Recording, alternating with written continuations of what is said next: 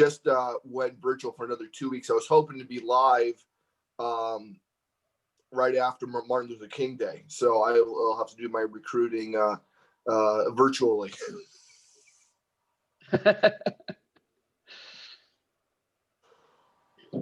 Oh, fun.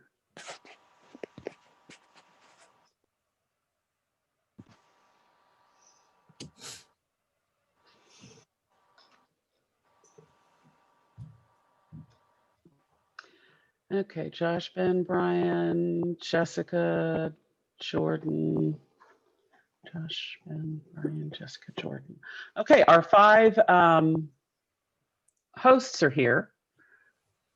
And Brian, I'm going through them all on my list. So, Stan, if you want to get started anytime, I think we're ready to go because we're all here. All right. You sounded like you were listing members of like the New Kids on the Block or something. All the J names, yeah. Okay, morning everybody. We will run through some things here to talk about how to run an online Quiz Bowl tournament versus an in-person one. There are some differences, but I think we'll be able to get through these in about an hour. And if you've got any questions at any point during the day, don't be afraid to just butt in and ask me. I don't mind stopping anywhere. So let's move on. Some big things that we'll cover. Just like anything else, it's run a little bit differently. The roles for people might be a little bit different. The software is something we'll spend some significant time on. And then just kind of at the end, how do we get past the inevitable hurdles that happen when you're running any Quiz Bowl tournament in any format?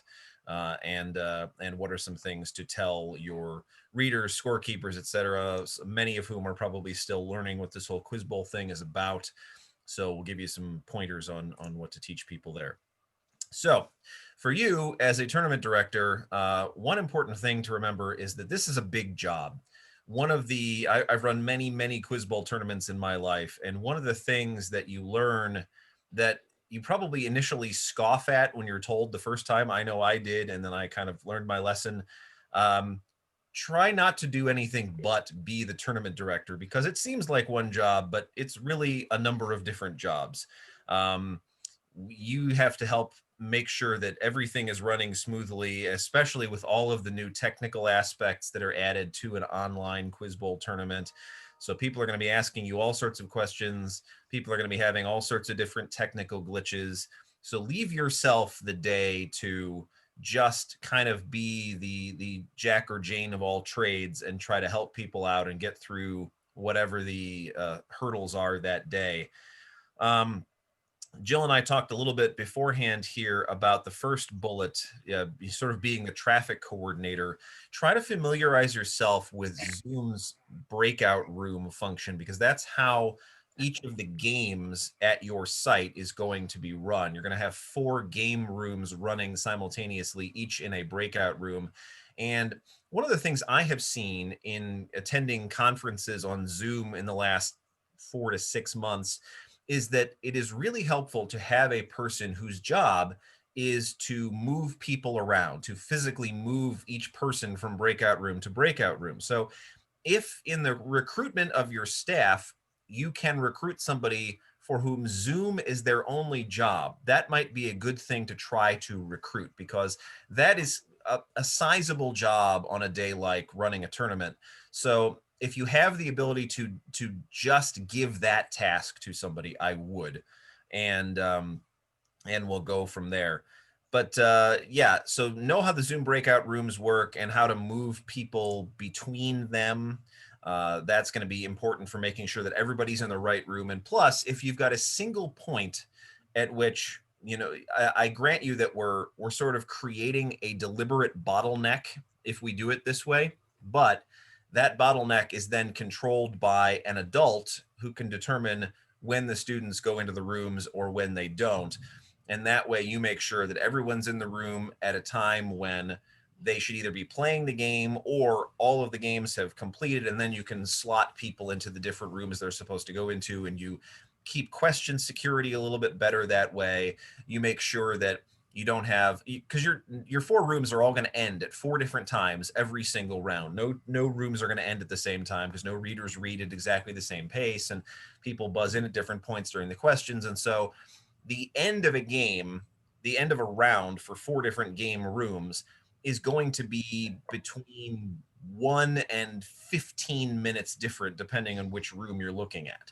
So you don't want people hopping into their new room while they're still on toss-up 13 or something, because then that just sort of confuses everybody who's in there. You run the risk of people making noise or heaven forbid, saying something that spoils a question, something like that. So focus a lot on the traffic coordinator job, and if you can give that to somebody by themselves, I would. I talk here about being a statistician. I would say familiarize yourself in advance with the IASP stat sheet.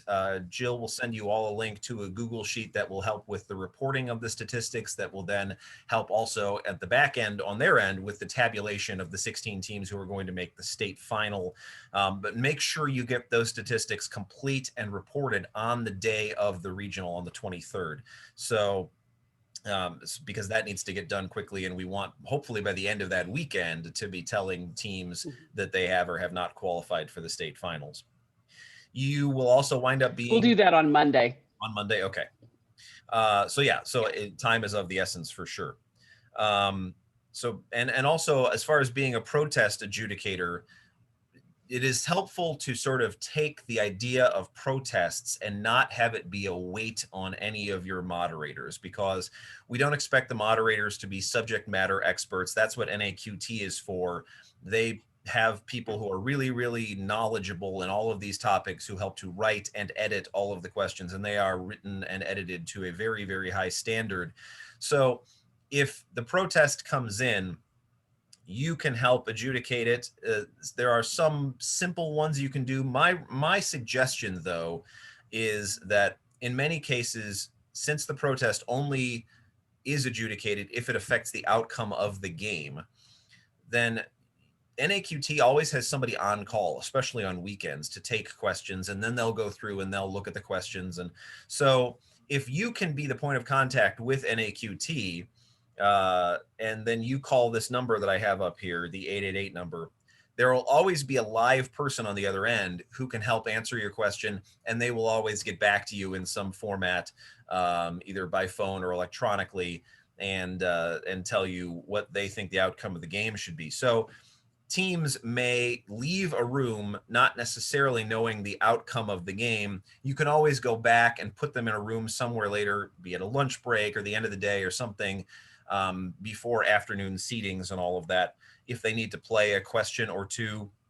I will say the vast majority of protests are declined by NAQT, because they have done a good job on the front end of making sure that the questions are very, very specific and uniquely identifying answers and things like that. But I have had them upheld and had to go back and read a question or two. So you, as the tournament director, can be that point of contact as well, but lean on NAQT to help you out, because they have spent a lot of time with these questions already. And in many cases, they will just get in touch with the writer and the editor and say, why does it look the way it does? And then the writer and the editor, who are, again, the subject matter experts, will go, here's why we did what we did.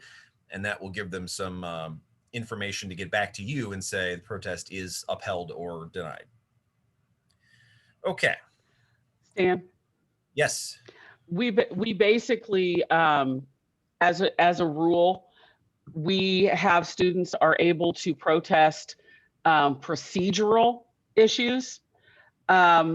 We discourage any protest of the content of the question, especially since NAQT provides all the multiple parts of the answer that are acceptable.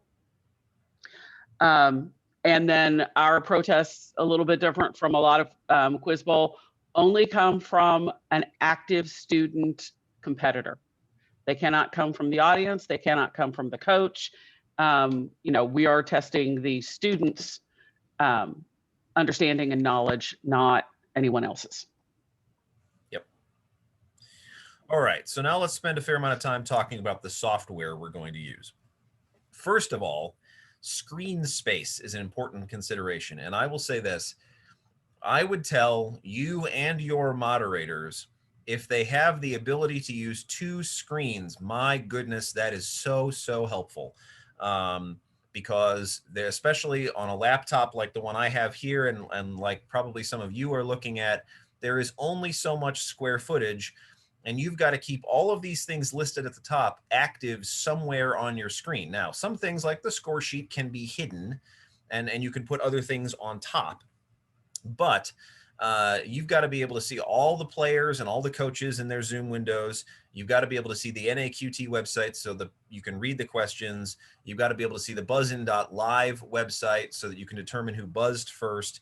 So first of all, anybody you can recruit who has the ability to have 2 screens, you might ask them that question right off the bat if you're still in the presence of somebody who's, you know, thinking about it, or you're trying to figure out, all right, I've got 8 people who could, but I really only need to use 6 of them.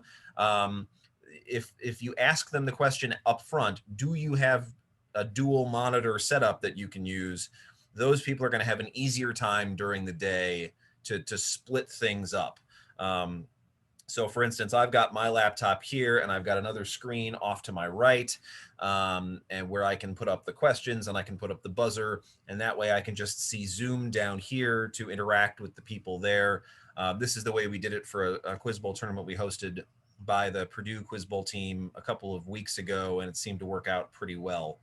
So let's talk about a couple of these things in depth. So as far as Zoom goes, I'm gonna, no, my PowerPoint didn't change my first thing here. So we want people to be using Zoom on their computers. So computers much preferred. Phones, we'd really like to not have any phones used if at all possible. So now we understand that it's possible that there are some computers out there that don't have webcams, or, you know, there may be technical glitches, but stress to people that computers are the way we would really like to have 99.9% of people interacting with the tournament. And we'll leave it up to the tournament directors to find a solution, hopefully, or to say if they believe it is okay for a player or a coach to be using their phone. Because ideally what you'd like is the students to take their phones and put them physically as far away from themselves as possible, just to give every opportunity for there to be propriety in how the game goes. So, but we understand that, look, strange things happen on the day of Quiz Bowl tournaments. You have all manner of weird stuff happens. And sometimes as a tournament director, you just have to make a judgment call on the day of. But really, computers as much as possible. Now, the second part is pretty non-negotiable. Everyone's got to have their camera on while playing, because one of the things, obviously, that is so different between online Quiz Bowl and in person is, in person, I'd be sitting there with, you know, 4 players to my sides, and their coaches right there, and you'd have all kinds of people with all kinds of eyes on everybody playing, and it would be impossible for someone to pull out their phone or their Apple Watch or something and start Googling answers. Well, that's a lot harder in online. So one of the ways that we can try to police that a little bit, and we're not saying that anybody's going to engage in any sort of impropriety, but the way to make that clear that we care about it and try to keep it to a minimum at the same time is by everybody having their camera on while they are playing. Now, if you have players who are sitting out or coaches who are sitting there and watching, good idea for them to all mute and turn off their cameras so that only those people with buzzer in hand and the moderator, scorekeeper, etc., are the ones who are actually seen on their cameras. And if you have a substitution, for instance, then the player who's going out can turn off their camera, the player who's coming in can turn on their camera, and that way the moderator can look at the people who are playing and go that way. Likewise, everyone should mute themselves except the moderator until a toss-up is read and someone buzzes in. When the person buzzes in And here's a difference, and we'll go over this again later. Here's a difference between online and in person. In person, I would just look down and I would see, all right, this side has buzzed, and I kind of make eye contact with the person who's buzzed, and I wait a couple of seconds for them to give me an answer. And a QT doesn't normally have you prompt on toss-ups. In the online format, it is a good idea for moderators to say, all right, Stephen, you're the one who buzzed in first. And that way, at that point, their 5 seconds begins to elapse in which they have to begin giving their answer. So everyone mutes themselves until someone buzzes in, then that person unmutes, and then they can have the entire team unmute if that person's answer to the toss-up is correct. And then once the bonus cycle is done, have everybody mute again. And this helps with keeping chatter to a minimum, because nothing slows down a game room more than lots of chatter in between questions, whether it's in between toss-up and bonus or in between parts of a bonus. Just keep moving it along. And so therefore, having people muted is good. Also, one thing that's not on here, but that is addressed in Jill's rules that you should all read for both the hosts and for the sites, and for coaches rather, is players are not allowed to communicate on the Zoom chat unless their Zoom chat is sent to everyone. So no private chatting is allowed, because especially that would go against the conferral rule for toss-ups. You're not allowed to confer with your teammates during any sort of a toss-up. Now, one thing you could do is sometimes you'll see players like raise their hand or hold up their buzzer or something when they believe they know the answer. That is something they can still do in Zoom. They can still signal their teammates by putting up a hand or something, but it must be done silently and without conveying any sort of substantive information. So you can still have them do that just the way they would do it in a live game room in person. But so it takes a slightly different form when everybody's on camera. And that way you can still keep everything relatively quiet, make sure the moderator's reading is what is heard and not rustling of papers or putting down of pens or chatting about why they knew answer X or answer Y. And then, as I said at the beginning, the tournament director, if you can be the one, or you can assign somebody to be the person who's moving the folks from breakout room to breakout room, that's really helpful, because you'll be able to, people can leave breakout rooms themselves, that's fine, but it should only be hopefully the people who are administering the tournament that put them into a breakout room. So that way you'll be able to see a vertical list of who's in which breakout room. And so if you see breakout room 5 and all you've got is the moderator's name, you'll pretty well know that they are in between games. And that way you'll also know which players on which teams are ready to go. Another thing about Zoom that I didn't write here, but that occurs to me at the moment is players, when you have, so we all have our names up here, just our names. But if we were to change our screen names so that it's our first name, last name, and then the school with which we are affiliated, that will help you as the tournament director, like I've just done to my name here, will help you figure out who goes where and make sure you know which players are supposed to be in which rooms. And that way you'll know you can send all of the players from Carmel into one room, all of the players from Bloomington into one room, something like that.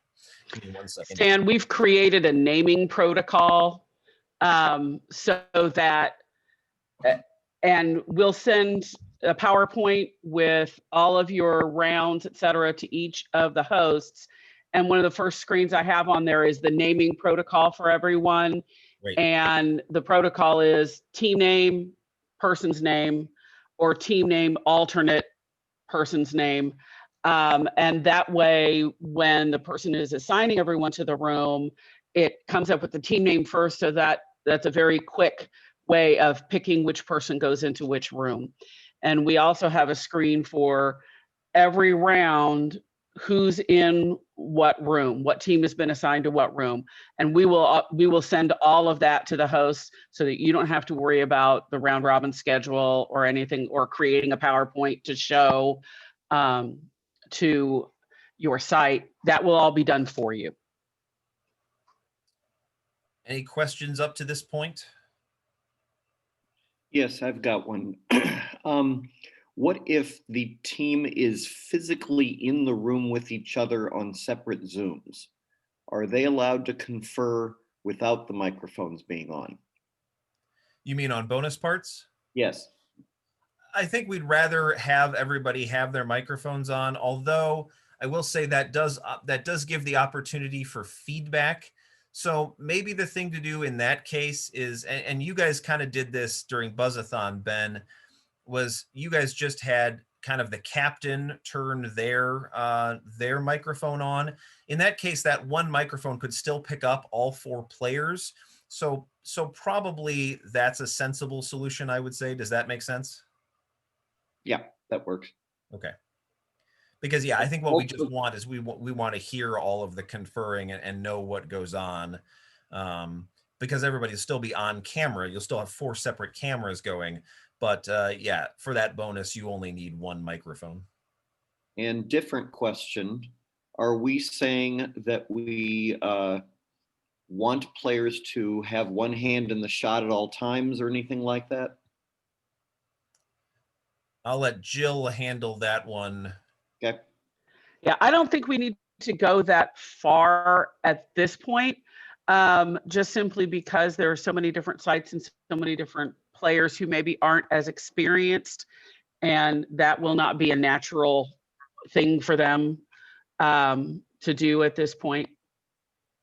We do want them to have their, face in the shot. I know that high school students have a tendency to want to do this with their screens, but yeah, we want them to have their whole face in the shot. If they can have their hands, that's not going to be a distraction, but yeah. Okay, moving on. So let's talk about using naqt.com, because this is where you'll get the questions. So first of all, tournament directors and all moderators will need to have an account at naqt.com. It's free, of course. And what will happen is that you will then get put into a role, a staff role for each tournament. And NAQT does a nice job of making that easy to navigate. If you have moderators who have never done a Quiz Bowl tournament before, or even if they've never done an online tournament before, make sure they have done the online tutorial that I've put a link to here. And it will show on your screen as tournament director whether people have completed this tutorial. So it'll say yes or no. And so basically it's just an opportunity for them to use the system on questions that are not being used in a tournament anymore, so that they can get a sense of what it looks like, how to press the buttons, things like that. And we'll go over that more in a second. But really having them go through it once before game day is really helpful. And this also means that it's good for you to get the names of people and the emails of folks in advance, so that everybody can have all of their roles assigned. So the faster you can recruit people and put them into the different roles, the better. And you've obviously got 2 weeks from today to do that. And I know some people are still learning virtually, and so maybe you're not able to see people, passing them in the halls and ask them for their assistance like you might under a normal circumstance. So I would say if you can get emails out to people this weekend asking for their help and asking them to respond ASAP, that would be good, because the faster you can get them into the system, the more time you can get them to prepare and to use this, because probably some of them will have never used the NAQT website. They will have never used buzzin.live. So that there are a couple of pieces of software they're going to have to get familiar with in a relatively short period of time. So the more lead time they can get, the better. Let me show you. I'm going to click over here real fast. Let me see if I can share.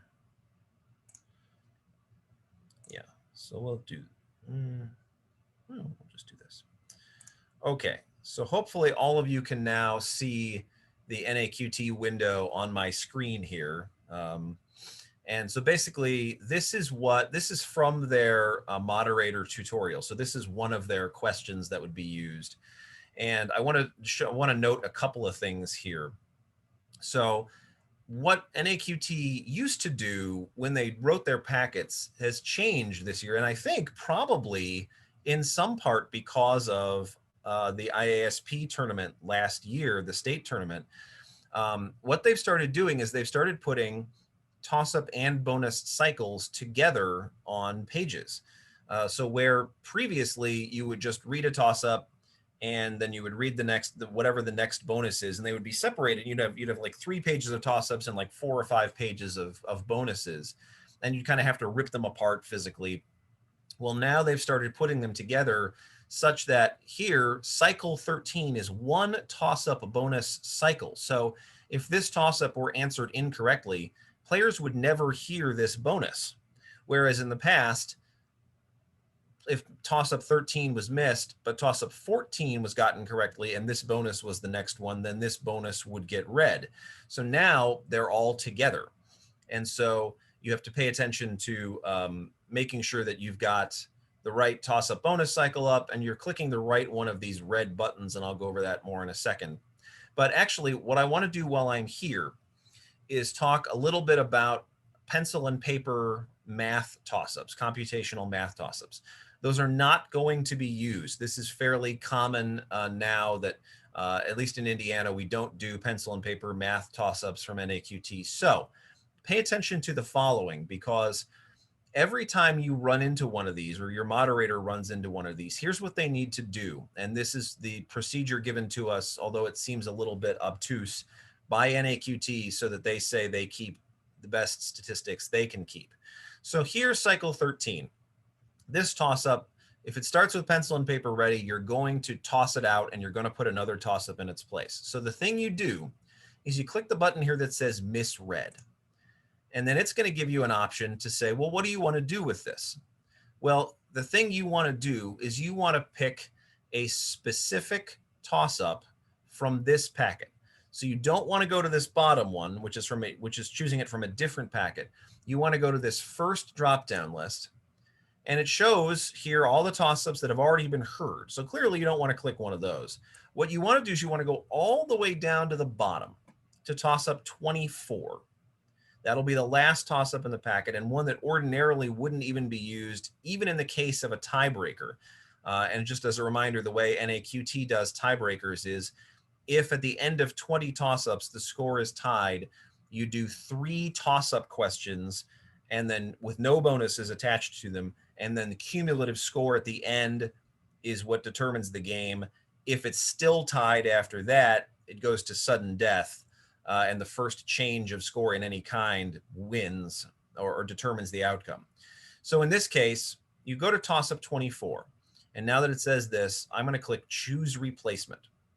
So here, it's going to go back and it's going to show me that cycle 13 has been replaced. And then the below says this question is a replacement for the previous one. And you'll notice that it's kept the same bonus at the bottom here.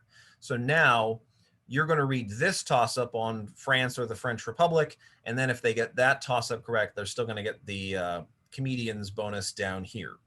Does that make sense to everybody, how to replace all that? So anytime your moderators come up with a pencil and paper math toss-up or pencil and paper math bonus, same thing down here. There's a box at the bottom of the bonus that says misread.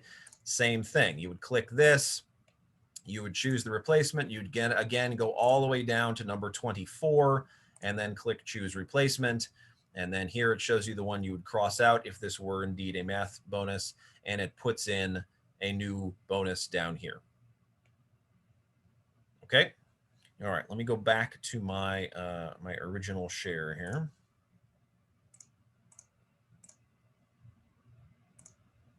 I suspect I'm going to have to click back through it. So I apologize for that. Okay. So questions about Zoom or naqt.com at this point? Because now we're going to have to spend a few minutes on the buzzer. So sorry to interrupt real quick. It's not over the NAQT process necessarily, but if I just was curious to get the number in my head, how many people will a host site need for like moderators and like helping out with that? Yeah, that's a good question. And so we'll try to enumerate them here. So you've got a tournament director. You've got at least 4 moderators, so that's 5. If you can find somebody who's going to be your Zoom gatekeeper, that would be great. So 6. You're going to need, hopefully you'll get a scorekeeper for each room, so that gets you up to 10. And obviously, you know, the coaches will help with keeping score and reporting that as well. So, you know, it could be useful to have as many as 10 people, I suppose. Yeah, Stan, they won't need a specific scorekeeper for each room. That's one of the things that we are talking about with the coaches keeping score. So they won't need those people, but other than that, yeah. If you, I mean, if you have the ability to get people to, you know, to keep score in that way, it could be a luxury to have it. But yes, Jill's right. You don't need to have it because the coaches will hopefully be able to agree on what the score is at each point. So yeah, so I would say 5 minimally, but if you can get 6 to 10, because sometimes people will have things come up in the middle of the day. It's always good to have backups too. So hopefully that answers your question about number of staffers. Yeah. I just wanted to get a number in my head of how many people to ask. So thank you. Yeah. Question. You said, 4 moderators, but obviously in the afternoon, the number of teams dwindles, so that we only need, say, 1 moderator for the entire day. That as the teams, get eliminated, then that's less moderators that are needed. Correct? I would say so. Yes. Okay. Yeah, but making sure that people hang around. I mean, again, you might want to hang on to 1 as a backup in case, somebody gets laryngitis or something during the day. You never know what strange things happen. I'm telling you, on the Saturdays of Quiz Bowl tournaments, all manner of weird stuff befalls teams and tournaments. And so having backups in any way you possibly can is always a good idea. Okay. Okay, so here again, the last thing I wanted to say about naqt.com is you've got these 2 red buttons, and it's important which one is clicked at the end of a toss-up bonus cycle. Most of the time, you're going to be clicking the bottom button, which shows that you read both the toss-up and the bonus. However, if the toss-up goes unanswered, you will click the moderator will click the top red button. Does that make sense? Okay.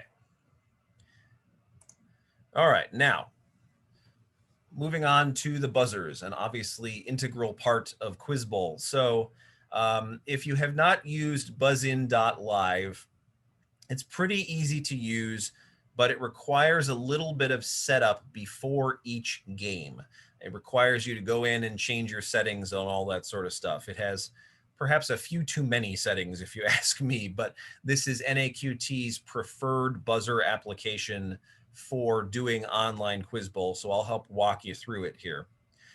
Basically, the first thing you're going to need to do is when you go to the website for the first time as the tournament director, you're going to get this choice: join game or create game. Well, players are going to be joining games and moderators are going to be creating games. And so the other thing you need to know is that when you do that, it's going to ask you, do you want to buy a key for the day for the premium version of buzzin.live? And the answer is yes. Now, Jill, are you going to have the tournament directors buy these keys and give them out to their moderators? Yes, I think that's going to be the simplest way of doing it, since Buzzin Live wants you to create that key on the day of the competition. Basically, it's going to cost you $4 for the entire day to include all 4 rooms.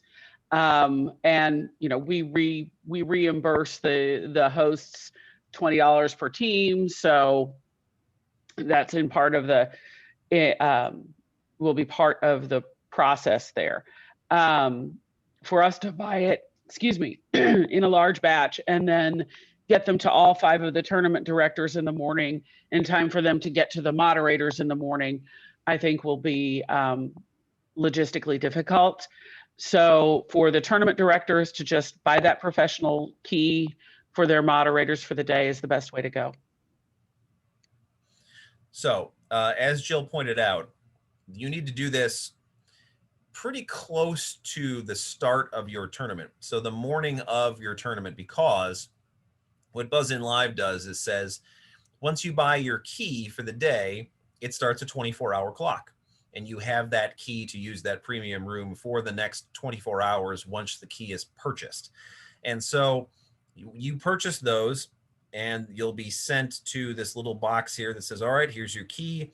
So what you'll need is 4 of those, and you'll give these keys individually to your moderators. And that will be the key to their room, their breakout room, essentially, throughout the course of the day. All right, so keep a list of these and then give them to the moderators. And actually there's a little cookie that's built into the Buzzin Live site that will, once the moderator logs in with it, it will say, hey, do you want me to remember that you have this key for the day? I went ahead and clicked yes, and I've opened it here on Firefox on my computer a number of times in the last day or so. I bought myself a premium key just to kind of mess around with it a little bit. And every time it came up and said, hey, I see that you have a key. Do you want to use it? Yes. Okay. And it took me right back in with no problem. So now let's talk about setting up the game rooms. And it is important to note that everything on here is going to have to be done every single round. And so it's going to take a little bit of patience and a little bit of concentration on the part of the moderator at the beginning of every single round. So at the top left here, moderator is going to see this buzzin.live premium, and it'll give them a game code.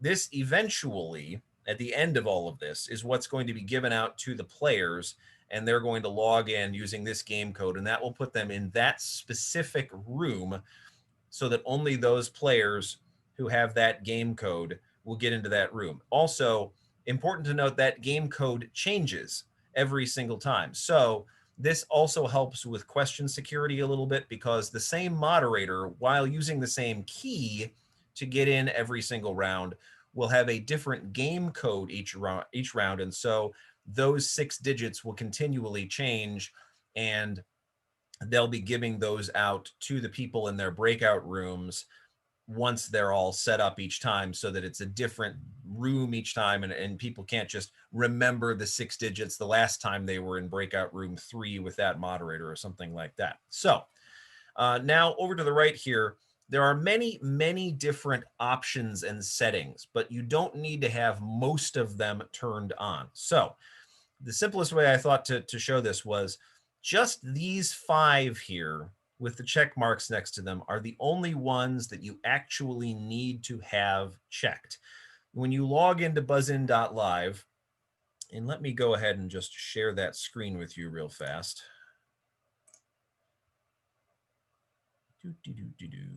All right, so here is Stan, quick question. Yes, please. I'm assuming this is also part of the training for the moderators. Yes. Okay. Absolutely. So in buzzin.live here, I've got my game. And so this is where I would start. So now I would come in here to settings, and hopefully everybody can see this slightly gray settings box. Okay. So first thing I can do is go into show timer and round settings. And this is easy because everything in here should have an X next to it if it can. You don't need to worry about a timer or anything. So first thing you do, go in here and make sure all of these have X's. Okay, they all do. Great. Close that out. Go back into settings. Now, I want to make sure I have the right things with check marks next to them here. So teams, yep, we want that. Points, we actually don't even need points, really. So you can unclick that. Allow player to self-join teams, sure. Play a buzzing sound on the host, yes, because you need to hear when somebody buzzes in, obviously. Show buzz list on player devices. So it shows who buzzed in first, second, third. Yep, that's fine. Show player points. Nope, don't need to worry about that. So make that an X. Show team points. Nope, don't need to worry about that either. Make that an X. And then allow new players to join. Yes, we want that. So then the other thing I would do is I would come up here to the buzzer sound. And my personal favorite from listening to all of these an inordinate number of times yesterday, trying to figure out which I think is the best. And I don't know if this will be, let me see if this will be, I might be able to make this hearable on your end. Let's try that. Let's see if you can hear this. Crystal Ting is my favorite. So it's pleasant. It's not an annoying buzz. It doesn't take very long. And it's easier to hear than like that little pop that you might hear if a window pops up or something on your computer. So I recommend Crystal Ting as the sound that is made. That way you will have something that doesn't sound like probably anything else going on around you. Hopefully you don't have a cell phone or something that makes that noise when, say, you get a text message. If you do, you may want to silence your cell phone, but that's my recommendation. So there are only a few things need to have X's or need to have check marks next to them. Change the current sound here. Make sure that allow buzzing sound on players' devices has the little sound mark next to it and not the no waves next to it. So you want the 3 little waves next to the speaker there. And then play a buzzing sound on the host so that you can hear. And then now you're done. And so now you see this where you've taken away the timer and it's very clean. And now the thing to do is you come down to the bottom here and you click Add Team. So then now you're going to look at your schedule that you've got and you're going to figure out which 2 schools are in your room. Okay, so in this case, let's say I have Carmel as one team, and then I'm going to add my second team. Let's say it's Bloomington North. Okay, so now you've got 2 teams. And so when the players come in, they can also be assigned to these 2 teams. So you'll have it on buzzin.live as well as on your Zoom window, who's with which team. So you'll have multiple different ways of telling who's with which team, okay? So that's helpful for cross-referencing, making sure that you know who gets which bonus and who gets to participate in which bonus. Questions at this point? Okay, let me go back to my other share here.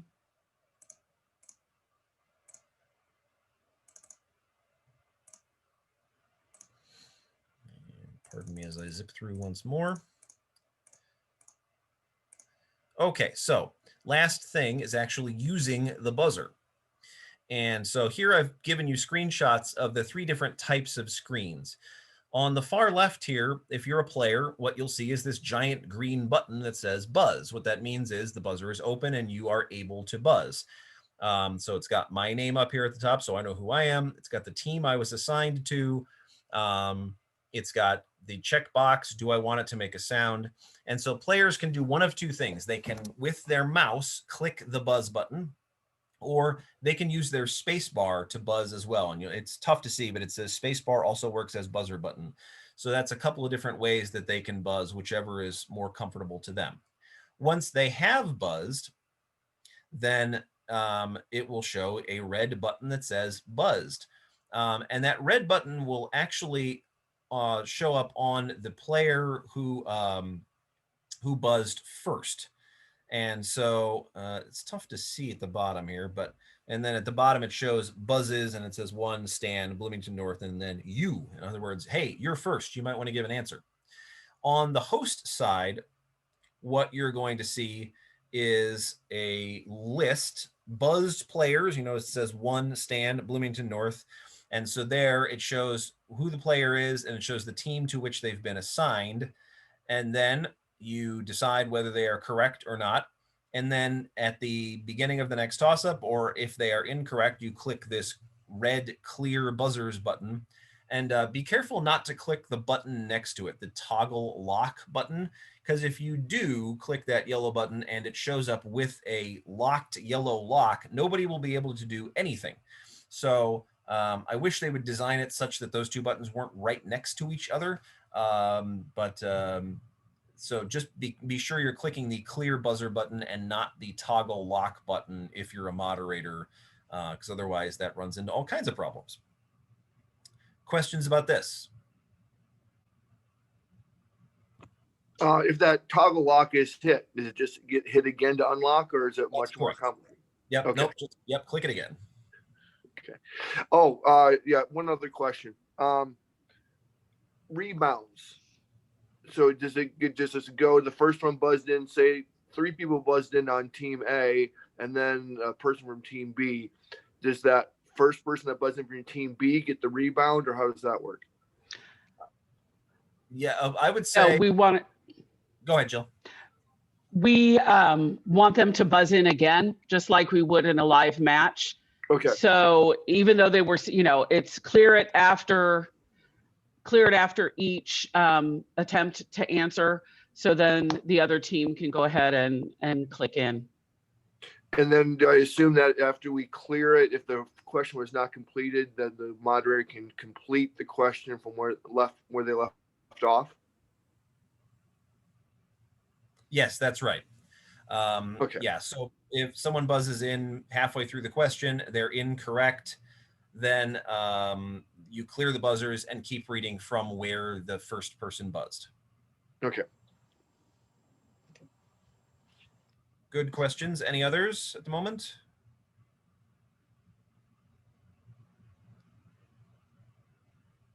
Ben, I see you monkeying around on the buzzer. Do you have questions about it?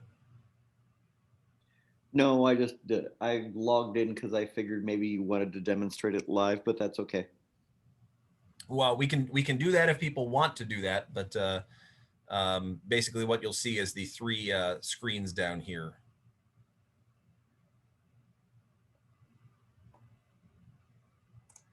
Okay, let's move on. We've got about 15 minutes left. I want to make sure I get through differences in rules and things like that. So as we've said all along, Online Quiz Bowl is a little bit different. We just went over how to use buzzin.live. Now, just like in a real game, if a player's buzzer fails, they can say buzz in the Zoom. Hopefully they won't. Usually you can see when players are logged into the buzzer, but just like in a real game, sometimes things don't go as planned. Sometimes cords to buzzers short out at inopportune times. Not that there is an opportune time for a buzzer cord to short out. So there is a way for them to still say buzz if they have to. If they find that they're clicking and nothing is happening, they can unmute themselves and say buzz, but that should be kept as an emergency situation only. Obviously, player cameras, like we talked about earlier, have to be on at all times. Players are going to be recognized audibly by the moderators whenever they buzz first. This is important because you want to make sure, especially if you've got a buzzer race, you're going to have potentially a number of names all coming up at once on your buzzer system. So the moderator should also be very careful to make sure that they read the very top name in case they see a whole bunch of names coming at once, or in case there's some sort of lag or delay that causes the names to kind of move themselves around in that ordered list. So be sure that you read the very top name. This was something that's better on Buzzin Live than it is on Discord, where you can have people coming in and going all over the place, and it can be hard to see whose name is first. Now, timing, and this part's really, really, really important, and especially the last part, you should emphasize strenuously to your moderators. We are allowing a little bit more time, as is NAQT generally, for any things that are going on. So normally in NAQT, after you buzz in, if you're buzzing in on a toss-up, let's say you've buzzed in the middle of the toss-up. Normally, NAQT gives you 2 seconds to answer. So I always tell people in that case that they should count 1001, 1000 done. But that's not the case here. You get 5 seconds after you buzz in to begin giving your answer. So that's more than twice as much time as normally would be given under NAQT rules. Same thing when a toss-up is completed by the moderator and no one has buzzed. Again, the moderator will give 5 seconds. For each bonus part, you get 8 seconds now instead of the normal 5. And so 2 parts about bonuses. One, that it can be awful hard to tell what in Quiz Bowl parlance is the directed answer at the moderator. So in other words, anybody on the team can give an answer to a moderator, and the moderator is instructed by rule to take the first answer that is directed at them. So in other words, the first answer they can unambiguously say was not just conferring between the team members, but was given to them as, hey, this is our team's answer. So in this case, the way that you determine whether an answer has been directed to somebody, that the captain on each team or whoever is giving the answer should preface it with some phrase like, our answer is, or the team's answer is, blah, blah, blah. So that way we know, all right, this has been unambiguously directed at the moderator. Now, timing. I tell people to do this live, and I think it's very important in online Quiz Bowl as well. Moderators can help out by counting on their fingers. So especially for the bonus parts. So remember that the way a bonus part works is the moderator counts up to a number 1 less than the number of seconds that the team has, because what I'll do is I will count up to the number 7 on my fingers. And then when I get to 7, I'll say, your answer, please, or something like that. And the assumption is that it takes me about a second to say, Captain, your answer, or your answer, please. And that then is their 8th second. So counting and being very, very consistent with your counting is extraordinarily important. Really stress this with your moderators. And if you can show them, the number of seconds that have elapsed, okay, that's 5. We're timed out for the toss-up. Here's your answer. That gives people more confidence that they know how much time is elapsing.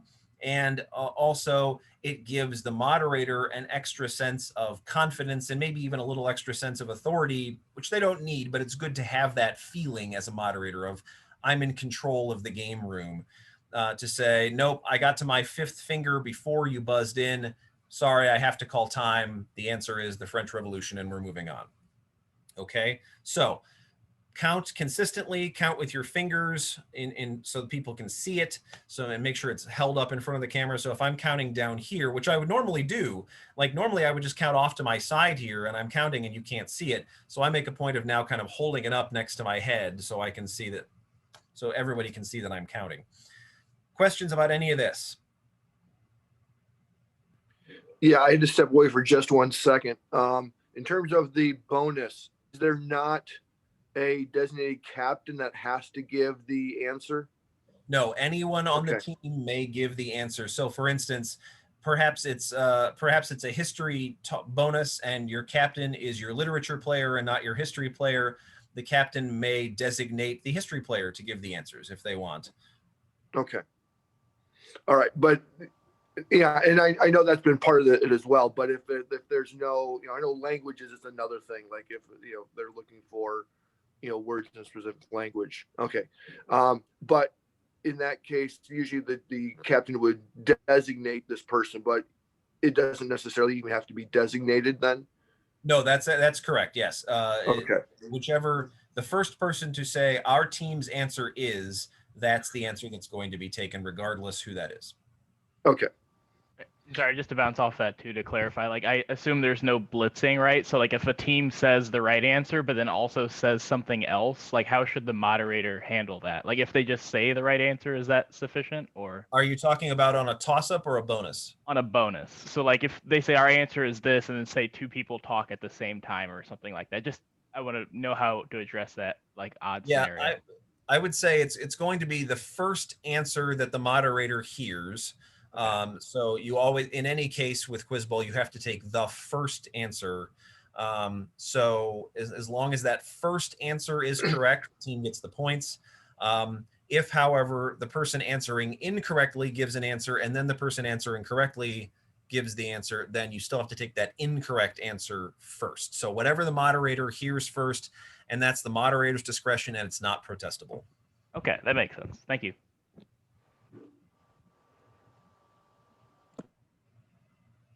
All right, let's move along. So here are some FAQs. Can players play from home? Yes, they can. If it is possible for teams to be in one location, i.e. their school, that is preferable. But we understand that some schools are all online and things like that. And COVID being the nasty thing that it is potentially safer for some players to play from home. We'll take this more or less on a case-by-case basis, but if it is possible for the teams to be in one room, that can be helpful. Plus, it's also a little bit helpful for bonus conferral too. That it's much less chaotic if you're all in one room, but again, safety first. What if a player's answer is unintelligible because of various different sorts of internet issues?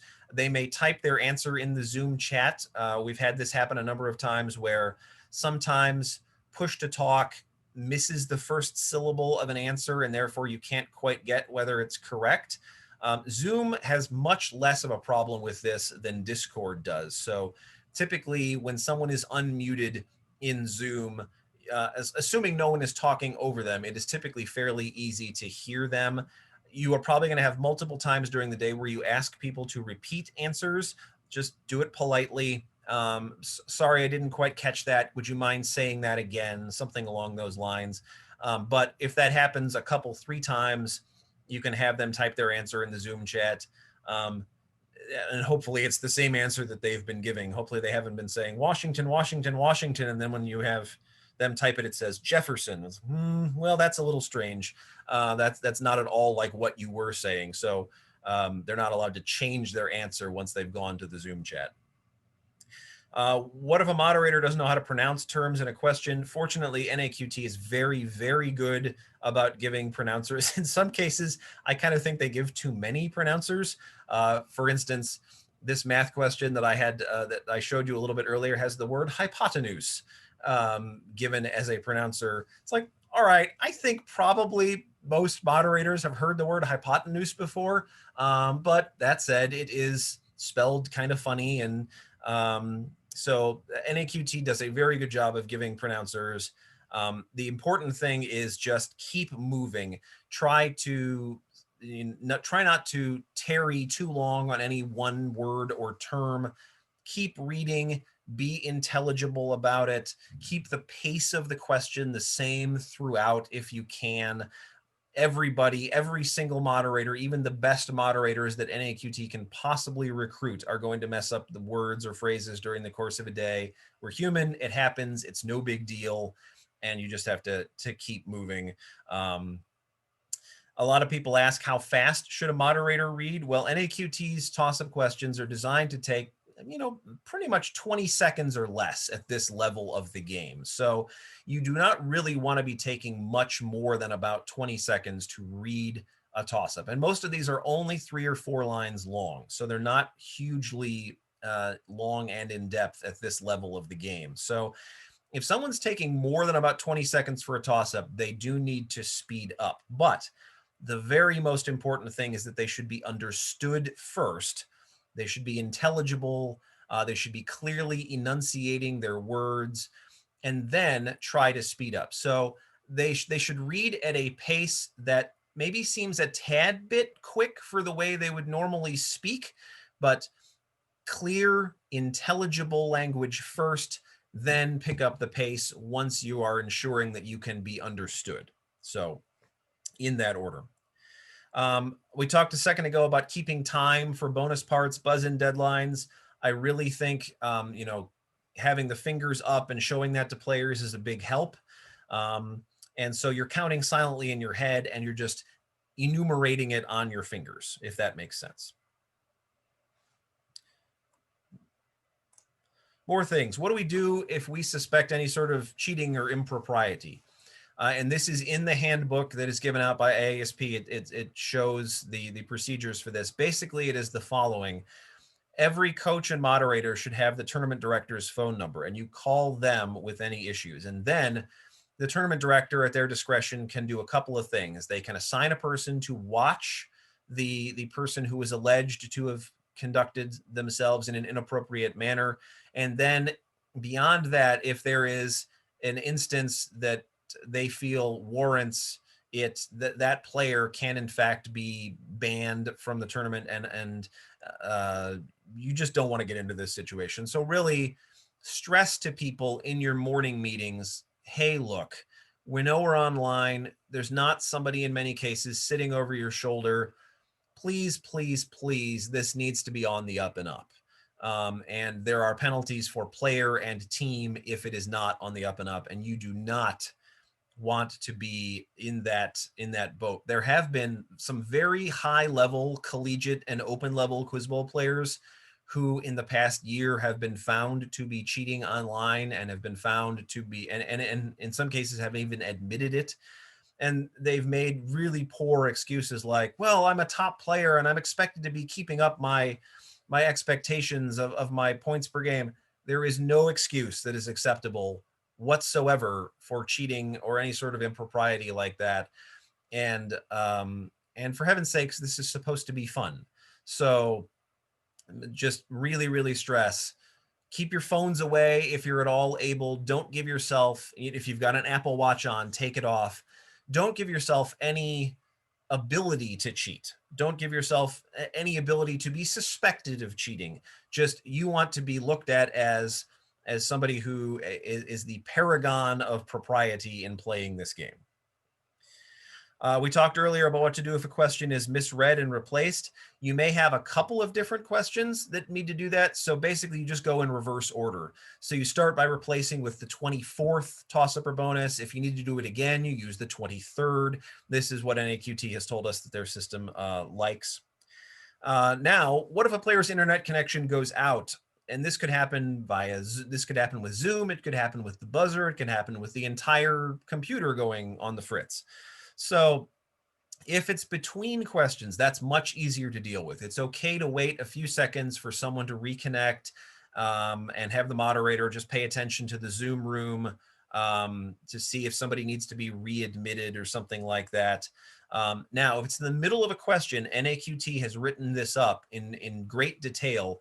So pay attention to the link that I've posted down here, and this shows you what they want you to do in all sorts of different occasions, whether it's in the middle of a toss-up or the middle of a bonus. There are different little scenarios here and there, so make sure you've read that page and you know all of the different possibilities. Questions about any of this? I've also included those online rules in the new coach's manual and in the host manual as well, so that we have them all in one place for us. Great. Jill, All I've right. got a question. Yeah, sure, go ahead. Last year we did 22 toss-ups. Is that still 22, or did we put that down to 20? No, we dropped that down to 20. Okay. We dropped that down to 20 so that we would have the extras and deal with time.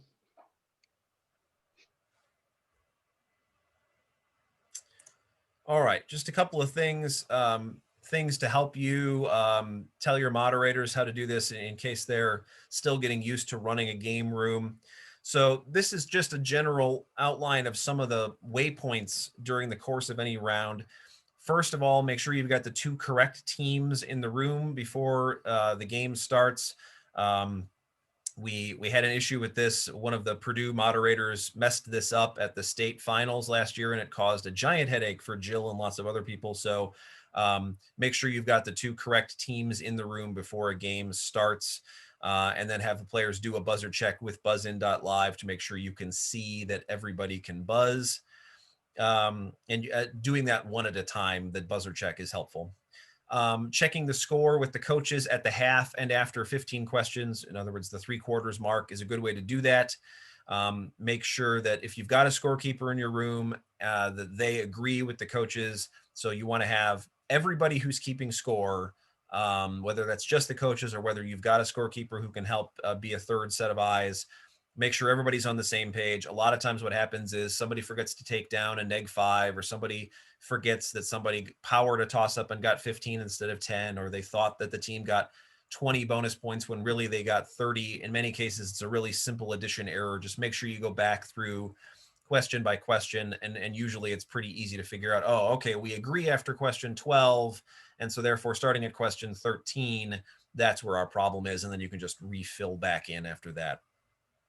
We talked about protests earlier. Only players may lodge them, and only players who are in the game may lodge them. You have to actively have a buzzer in hand to be able to do that, but those protests will only be adjudicated if they affect the end of a match. Now, I will say, be careful about the way you think about the math, because imagine a team buzzes in and is given a -5, and then the next team buzzes in, powers the toss up, and gets all 30. Well, that seems like a 50-point swing, right? -5 plus 45. But really, it's more than that, because now imagine what would have happened if the protest gets upheld, the team doesn't get a -5. Well, then they're going to go from -5 to getting 15, and thus they have the potential to get 50 more points than they had, and you're going to take away the 45 points that the other team got. So you're looking at 95 or 100 points possible with one question cycle. So be sure to not dismiss too quickly, oh, this team lost by 60, and so therefore their protest doesn't matter. Be sure that you know what would have happened. Be sure that you know you're taking into account how many bonus points the other team earned, things like that, because it could potentially be a fairly large number of points, seemingly more than one question's worth, that can affect the outcome of a match. So if you get a protest, tell your moderators not to take it personally. It's not on them. Players may think they've got a beef that they want to have heard. Okay, fine. Protests are within the rules of the game. They can make them, and just take it down in detail and move on from there. And then we'll get to it at the end of the game. And if it matters, then we look at it at that point. But also, moderators should really stick to the answers that are given. So as Jill pointed out earlier, we're not really looking at protests about questions subject matter. We're really looking at the way a question is delivered. For instance, does a moderator inadvertently give some clue to what the answer is before a team gives an answer, something like that? Do they accidentally say something that they shouldn't? These things happen. I've done it. I know it feels awful when you do it, but you just got to move on. And so don't try to do anything other as a moderator than let the questions dictate what's right and wrong. Don't you say, oh, I know this. And so because NAQTs put these questions through the ringer before they ever get to the players. And so then at the end of the round, make sure everybody keeping score has the same numbers. Make sure you've kept also, and IASP will give you score sheets to fill out and things like that. And they're primarily concerned with team scores and the number of power toss-ups that each team gets, kind of as a tiebreaker. And this will help with seeding for the state finals and all that. So make sure all of those match, and make sure that they are then submitted to the central score sheet and to the tournament director in the proper manner. And that's well outlined in the coach's handbook. Questions at this point? I had one, I just lost it, but I'm looking. Another one while I'm looking I'm at the host manual for the semis. Those are not held simultaneously. Those are held one after the other. Yes, they are. Okay. So that means the teams that are either waiting or that have completed the one semi can see the other match. Yes. Okay. Yes. All right. In terms of scoring, and you may get to this, I'm assuming that there's some sort of electronic form that's being used and submitted, and how does that work? ISP we will give you a score sheet for submitting your entire site's scores to us. And we have that made out for each individual site. So we'll give you that. It's a Google score sheet. And then for the rooms to submit their scores, what we will do is our official scorekeepers for each of the breakout rooms are going to be the 2 coaches of the teams. Right. We will send you ahead of time a PDF so that you can get that to all your coaches so that they can print them out and have them ready for the day of the competition.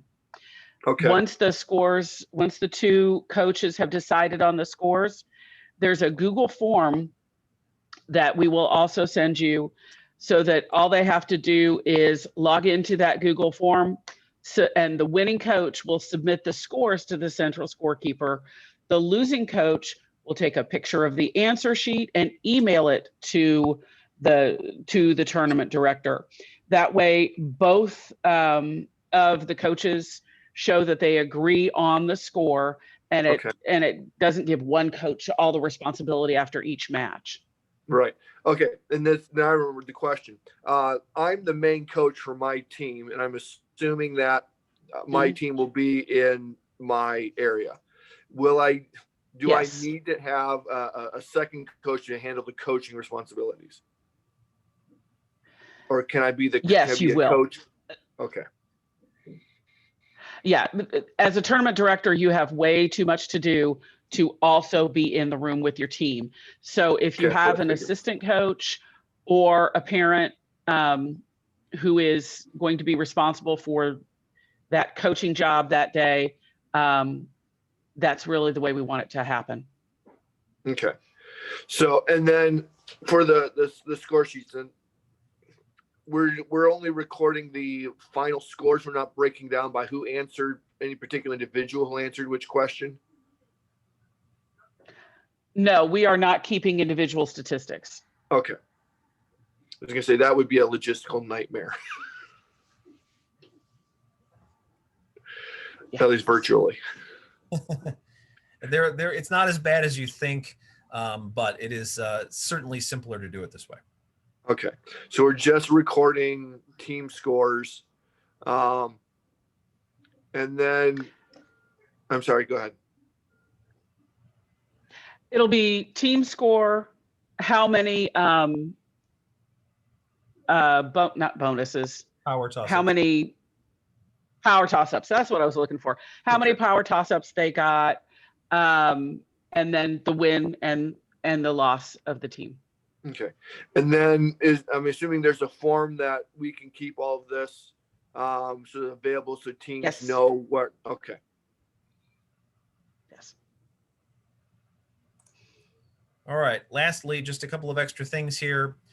Really, really reinforce with your staffers that timing and efficiency are incredibly important, especially in online Quiz Bowl. These do take a little bit longer than an in-person match, and so do not dawdle between questions, between a toss-up and a bonus. Just move along and keep that timing by your moderators really, really strict, because players get 8 seconds per bonus part. So if one moderator is giving them 6 and one moderator is giving them 10, well, that's a bit of a problem. So really keep those very, very consistent so that no matter what room a player is in, they get the same experience as close as possible to being in any other room. All right. So be really, really forceful if you have to with your moderators about, hey, this timing stuff is really important. Get used to timing, get used to doing it on your fingers so players can see, and get used to being decisive in your actions. Also, be prepared for things to go wrong. Teams will not show up on time. Teams will not come back from lunch fast enough. Make sure you've got contact info for coaches. You may have technical difficulties of some sort. That's just the nature of the internet. So make sure you can always be in touch with the coaches who are at your site to say, hey, look, it's 1:05. We were supposed to have come back from lunch at 1 o'clock. Where are you? Something like that. And that way you can hopefully get these things worked out. Now, that said, there are vagaries to doing it online. So give a tiny bit of leeway here and there, make sure that there's adjustments made for weird things that happen, because look, that's the nature of running a Quiz Bowl tournament. Weird things happen. And so just make sure you're just in good communication. That's really important. As we say, moderators should keep delays to a minimum. Don't allow for chatter between questions. Just if players gets a toss up right, you just say, all right, your bonus, and you start reading the bonus. At the end of the bonus, you say, all right, Bloomington North gets 30 points for the bonus, on to toss up 14. And just keep going, and don't let there be opportunities for chatter to sneak in. So also remind players to mute themselves at every possible opportunity that they are not close to answering a question. So before every toss-up, whenever their bonus cycle is done, just remind them at the beginning of every match, mute yourselves if you're not actively talking to the moderator. So try not to keep the chatter out of it as much as possible. And if you are the moderator, you can have a little bit of personality.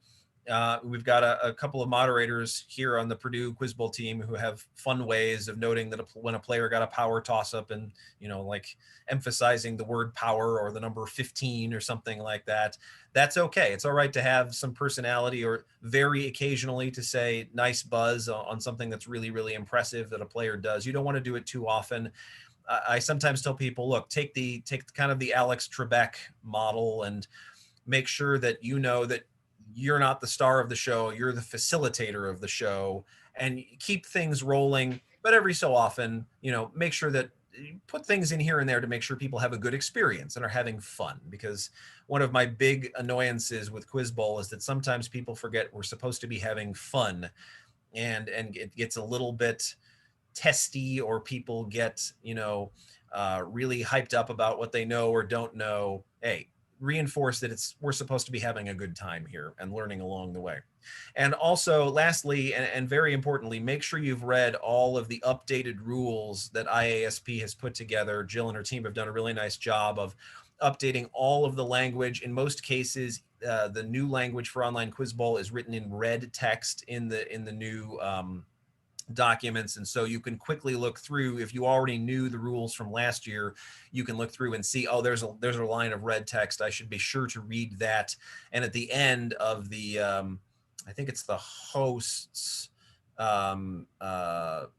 document, there's a big red outline that says here's all the new stuff, and then so it's one red line of text, but below it is all black. But still make sure you read all of that, because that's an entire section of here are things you need to know when doing this online.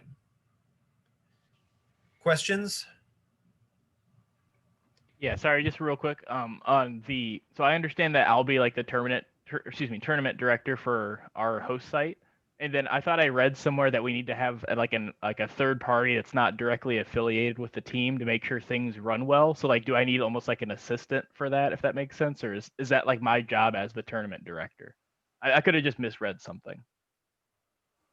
That's basically your job as the tournament director, to keep it running well. We always, whenever we have a physical site, we always like to have an administrator from the school be present, just in case anything else goes wrong. It's just another voice, a traffic cop who doesn't have responsibilities for running the tournament.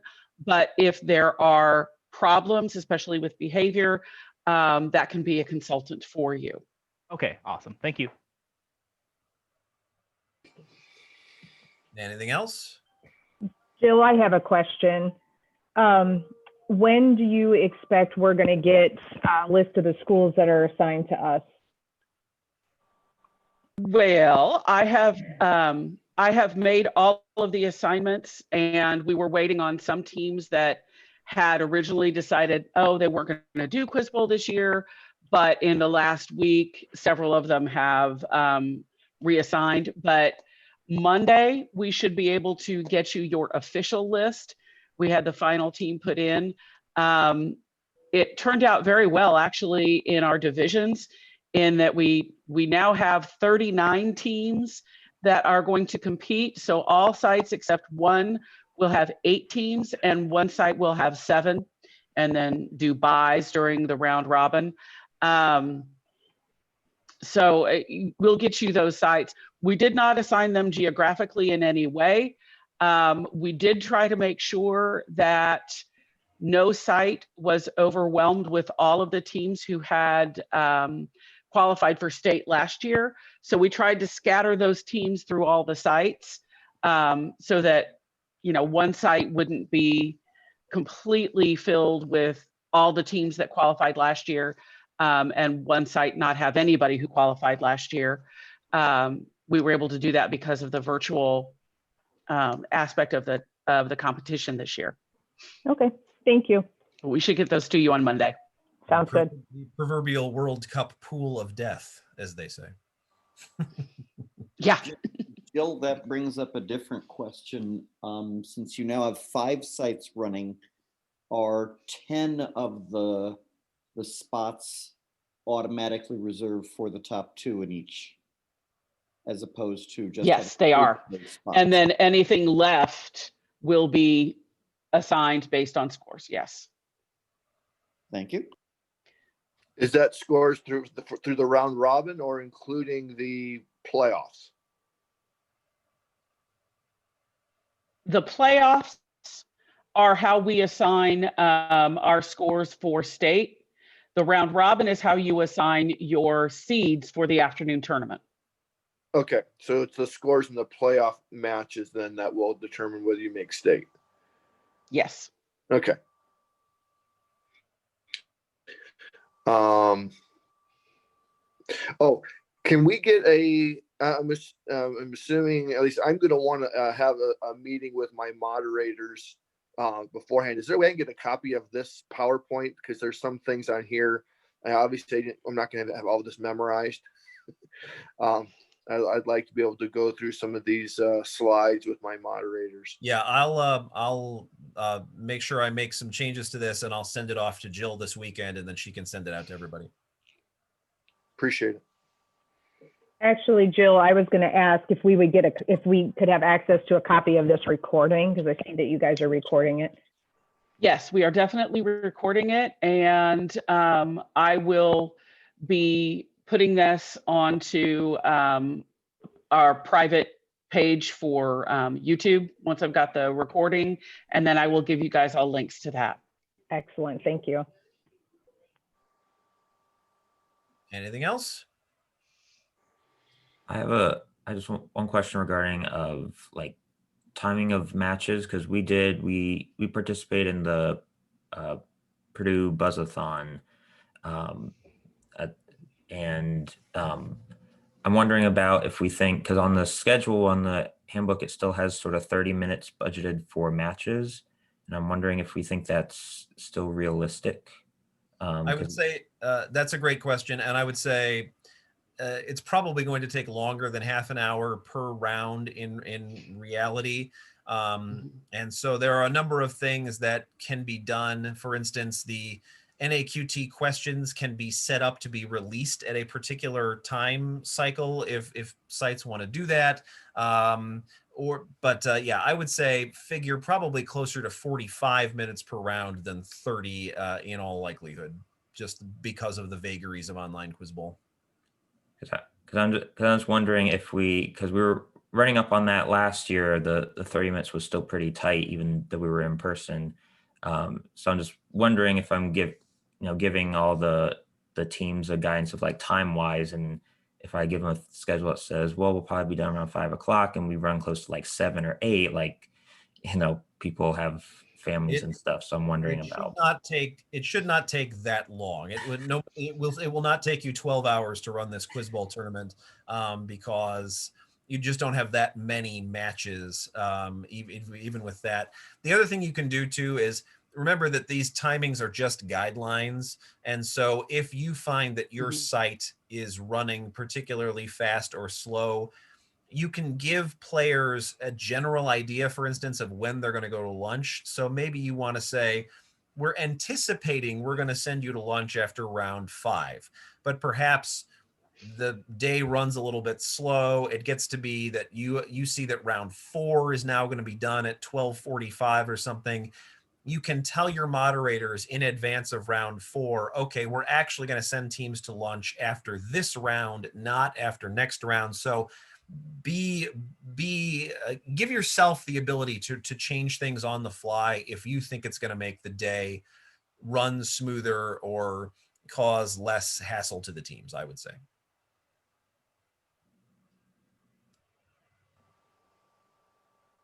Questions? Anyone else?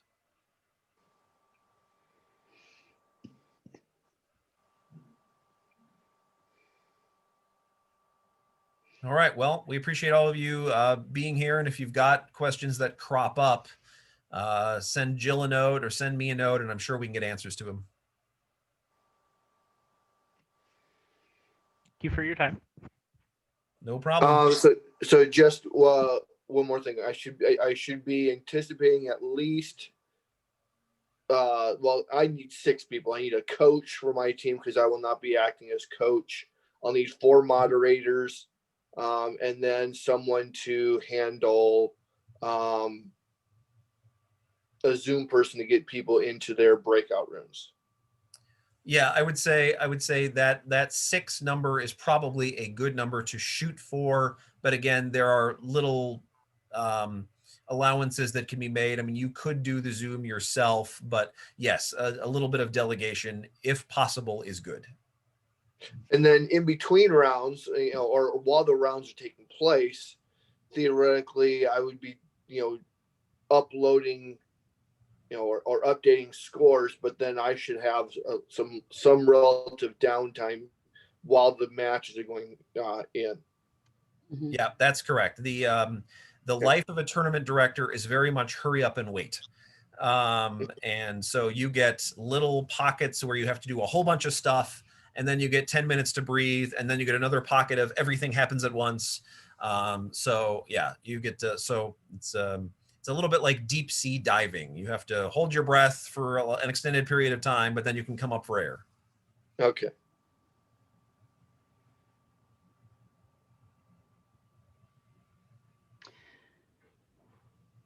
Well, if there I'm are sorry. no more questions for today.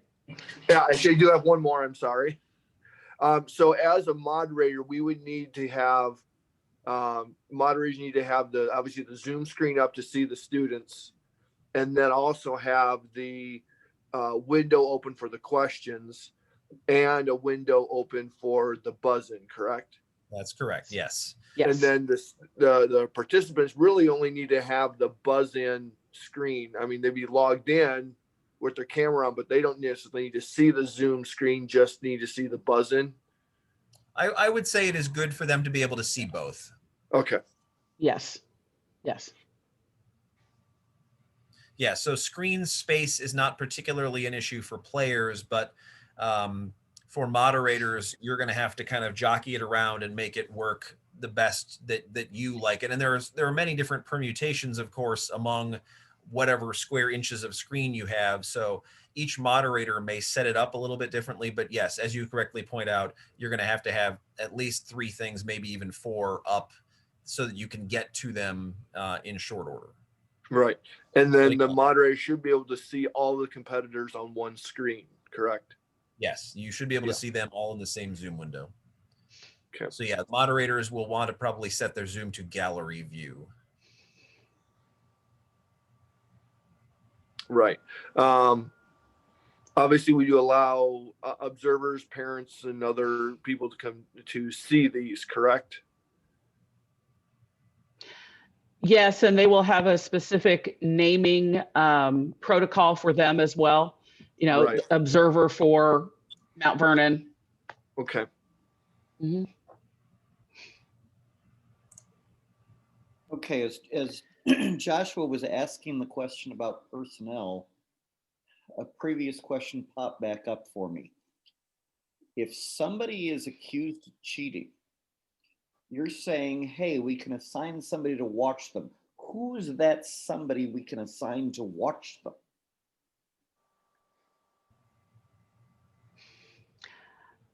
one of the reasons that we ask you to have an administrator from your school on the Zoom call is that could be the person that you have assigned to that room to watch that competition. Okay, that makes sense. The problem is the administrator is, I'll have to coach them to know what maybe they should be looking for.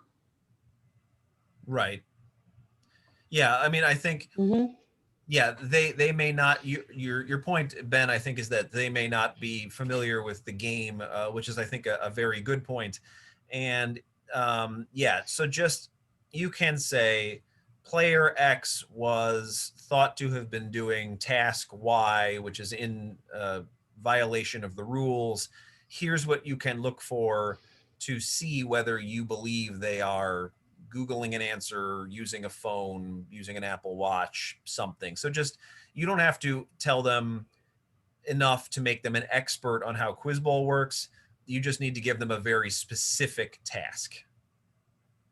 Okay, then what if they come back to me and say, yes, they think player X is guilty of it? Well, that's their discretion. That's what you've assigned them to do. Yeah, but then how do I handle that? Well, I ask them what they saw. What did you physically observe?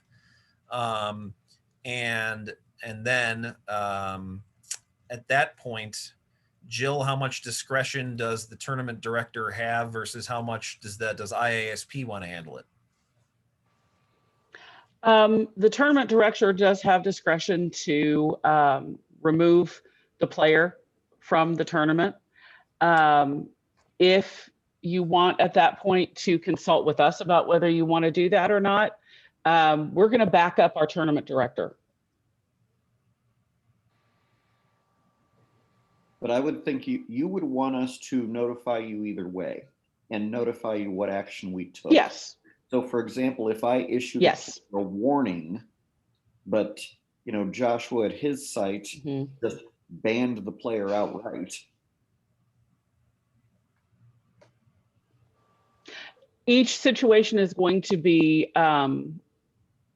individual, just like any discipline questions. You have your guidelines, but you've got to decide on the spot how you're going to deal with that discipline situation.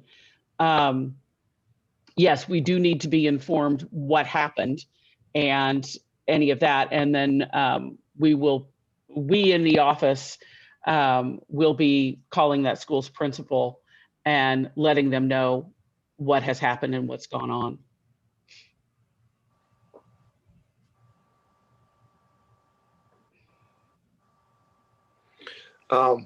One other thing, I know you mentioned about the students trying to be in the same place. Ours is a residential school, and I just found out 2 days ago that we are extending our virtual time until the first week of February. So that will not be possible for us. But obviously, we can still, carry on, even though we won't be all at one place. We wanted to set up all of our spring competitions to be as flexible for students as possible, because we know each school in the state is in a different situation at this point. And you may be in one situation today, and in 2 weeks, your school is in an entirely different situation. And our goal is to make it possible for as many students to compete as is possible, and to keep this going for them, to give them that opportunity to compete. Okay, so thank you. I appreciate that. All right. If there are no more questions, we will go ahead and end this session. Expect to hear from me frequently over the next 2 weeks, getting you the information that you need as host. Any questions that you ask, please send them to me. Obviously, this is the second year that we are hosting Quiz Bowl, and the first year that we are hosting it virtually. So if there are things that we need to address, we want to do that as quickly as possible. One of the things that we are going to do is that we will set up the Zoom meeting for you for that day with our accounts here at school, because we have the professional account and access to all sorts of numbers that we can have on that day. And then each of you will be made a co-host of that meeting to run that for the rest of the day. Basically, all we're going to do is start that, turn the Zoom meeting on for you in the morning. We will try to get those 4 breakout rooms set up for you in the Zoom meeting to begin with, so that you don't have to worry about that. And then you can get everything assigned ahead of time. But I will get you guys assigned as co-hosts early so that you can get in and work on the program if you need to. Jill, when we're done here, I have a question for you when everybody else takes off. Also, Okay. for a follow up to that, Jill, for my coordinator, distributor person, can I get them also as a co-host once I know who that person is? As soon as we assign you as a co-host, you can then, I'm pretty sure you can make them a co-host too. Okay. If not, get me that name and I will get that taken care of. Okay, appreciate it. This is my first All time right. hosting. Well, thank you all. Well, at least you're you'll be ready to go. All right, thanks, Jill. Well, thank you all. We will get this into a form that you can have access to it, and look to hear from me early next week. Thank you. Thank you. Thank you. Thanks, guys. Thank you.